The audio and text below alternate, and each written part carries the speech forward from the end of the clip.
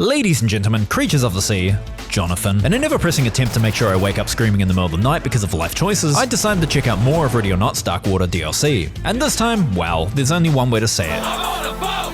I'm on a boat! Take a good hard look at the motherfucking boat! The mission is Mirage at sea, taking place in the harbour of Los Sueños aboard the Seraglio. And if you don't think I'm going to make fun of that name, then you don't know me very well. A 911 call is coming from a female aboard the Sequestrian being held against her will. This call is being recorded.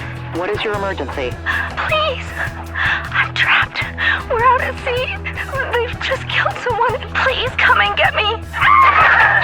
The call cuts off abruptly as she is found, so time is of the essence here. Find and ensure the safety of this woman and any other civilians aboard the yacht, and investigate these claims of killings to see if there's any truth to them. The owner of the boat, Saeed bin Khalid, is a Qatari oligarch and is not to be harmed no matter what he does, unless you yourself want to be responsible for the inexcusable sin of raising gas prices. Saeed has his own security forces on board consisting of highly skilled paramilitary forces, and they are not to be taken lightly. But personally I find a 50 BMG works pretty well. The map consists of 5 levels: the pilot deck, upper deck, middle deck, lower doubly deck, and the engine room because I'm already surrounded by too many decks. Each level is nightmarish with multiple rooms, choke points, and opportunities for enemies to flank or cover. And lastly, unique to the Dark Waters DLC, if the order is given by Saeed, all suspects on board will change to an active shooter status, executing all civilians they encounter. So arresting him and shoving a sock in his mouth is pretty much the most important objective. Attempt number 1 started off how all parties should, with police arriving, shots being fired, and someone pressing the horn.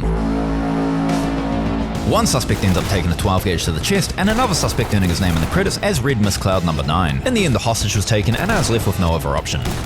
My second attempt ended as quickly as it began, starting with one guy whose reactions might be able to rival that of my dead dog, and 9 banging the ever-living crap out of Saeed. Seems it wasn't enough though, as he used his knees more than a secretary looking for a promotion, and I joined them just as quickly. The third attempt started off with a bang, with me being fired upon opening the door, and I found that you can use a shotgun to resolve a hostage situation. I said resolve, not save. Excuse me sir, there's something on your face. It was paid! Attempt 4 had a guy with a floral shirt trying to fake me out with as much effect as when I tried to buy alcohol for fake ID when I was 15, and his buddies downstairs were about as safe as my friends waiting outside the store. Listen, I love shotguns and the fact that there's a scary sound to a burglar in the middle of the night, but I need something with more range. So I brought the MP5 10mm along for the ride, which is slightly more effective than pissing in the wind, but mostly because I wanted to play out my Meal Team 6 fantasies, and also because it reminds me of the last good Call of Duty. Let's face it, even if it has as much stopping power as a preschooler in a rugby match, it's still one sexy looking gun, and even the thickest of enemies' heads won't protect them either. Back on board the Saskatchewan, I encountered one of the strangest things I'd yet to experience in Ready or Not. A woman in a sundress who apparently had enough of sitting around and waiting for her Prince Charming, plus a regular guy who, judging on his hair choice, is probably also waiting for his Prince Charming, took up arms and decided to fire at me. After several more unexplainable run-ins with people who I should be saving and not neutralizing, I checked my mod list to see what was causing the shenanigans, and completely forgot I had the civilian skins and voices for suspects mod on, which results in the bullshittery you just saw. Meaning you can't identify suspects and civilians as easily as you normally can. 10 out of 10 would use again to justify police brutality. Continuing my 5th attempt before the ADHD kicks in again, I encounter the first run-in with the active shooter system. Quickly, a hostage was just executed. I return the favor to the suspect and discover Saeed shortly after, who becomes my hostage. He, however, didn't exactly specify which hostages to execute. Attempt 6 had me in a bit of a pickle with incoming fire from multiple angles, which a 9-banger seemed to resolve what a 10mm couldn't, and I ensured the captain went down with the ship. I, however, would too. Fuckland, I'm on a boat, motherfucker! Attempt 8, I forgot my flashbangs at home, and attempt 9 had a civilian scare the ever-living shit out of me before a suspect scared the life out of me. There's a crime scene here? Crime of what? Lack of proper lumbar support? Also, the door stability is on par with an emo in a My Chemical Romance shirt inside a knives and sharp things store. I would know. So helpful tip here, if the active shooter call goes out, just restart the mission. They run faster than you in your 50-pound boots, so if you don't find Saeed within the first 2 minutes, you may as well bend over timidly and ask for your preferred brand of water-based lubricant. Or raw dog it out if you want, because either way you're going to be seeing plenty of these. Something I found rather difficult is how to divide and clear the map, especially as a solo player. Theoretically, starting on the pilot deck would be the best method to systematically work your way through the level. Start at the roof and make your way to the bottom, right? The issue lies with Saeed. If you don't find him within the first minute or two after engaging with any suspects, then he will give the command and you won't be winning any Employee of the Month awards. Saeed is typically found in 3 locations: the main lounge on the middle deck, recreation room on the upper deck, and the office with the not crime scene at the front of the upper deck. Also, looking at the laptop here, someone clearly has daddy issues. Personally, I found using an F-deck starting point and 18 bang in the lounge was the best option, and if Saeed decided he wanted to be elsewhere because he had more important things to do, like not being at the end of my barrel, then well. But hey, who am I to judge? I mean, I'm gonna judge that. Seriously? Unbelievable. 2 bottles, what a lightweight. Arrive on scene, take out the trash, tank the shots, bang the stairs, take the shot. Skirt the rules of inserting magazines on YouTube because it's a video game, sorry Guntubers. Narrowly avoid being shot in the back despite having just checked every direction, so fuck me I guess. MP5, go. Get shot and bleed out.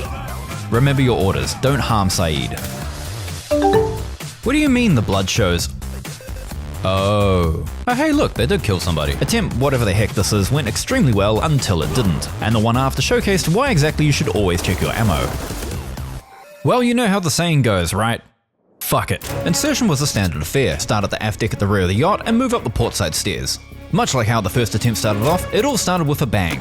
Two suspects are caught in the blast, including Saeed himself. One relinquishes their gun immediately, and the other starts faffing about worse than a soccer player being red carded. With Saeed starting to retreat, and this moron taking his chances, I give him a 10mm special, and give Saeed the shaken baby syndrome he so rightfully deserves. Those nearby are restrained, weapons are reloaded, and the hunt for the most dangerous game is on.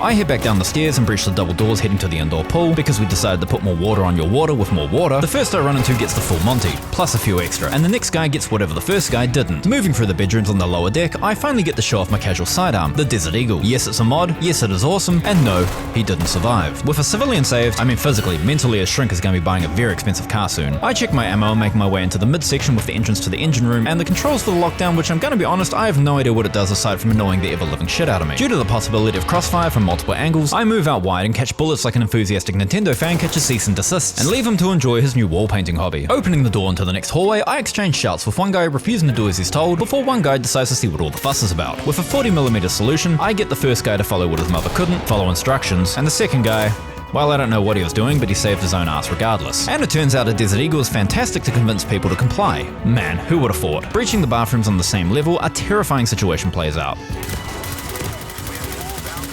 In the wake of a mag dump, which was rightfully earned, aside from a weirdly sized 10mm hole in his shoulder that forensics will never be able to tell the origin of, it turns out the civilian is alive and well, with maybe some slight bruising. With a jump scare that results in more Deagle authority being thrown around, and the engineering deck being completely empty, save for one dead quest objective, and I begin the dreaded ascent to where all the other dickheads still remain. The Stargate bears the full brunt of the forbidden Play-Doh, and loses yet another door that some contractor somewhere is feeling very pleased about, and sweep the front of the boat on both the middle and upper decks with no one but a civilian in sight. Oh, and blood. Lots of blood. But while the end is in sight, there are still armed suspects still at large, and they are sure as hell okay with ruining my day. So now is not the time to get complacent, which is ironic considering I forgot to reload my flash launcher, so shut up. It works out fine though, as the suspect is about as effective as a whale in a paddling pool, and they go down... Oh boy. The march for the final suspect is on, and on a whim, I check the helicopter thermal camera. One individual is spotted, and while I'm uncertain if it is the remaining suspect, I do know they're located on the pilot deck, aka the topmost floor. I round the stairs heading upwards and launch a flashbang above. While the music is going and the jacuzzi piping hot, the party is non-existent, and the tension continues to build as I approach the remaining room.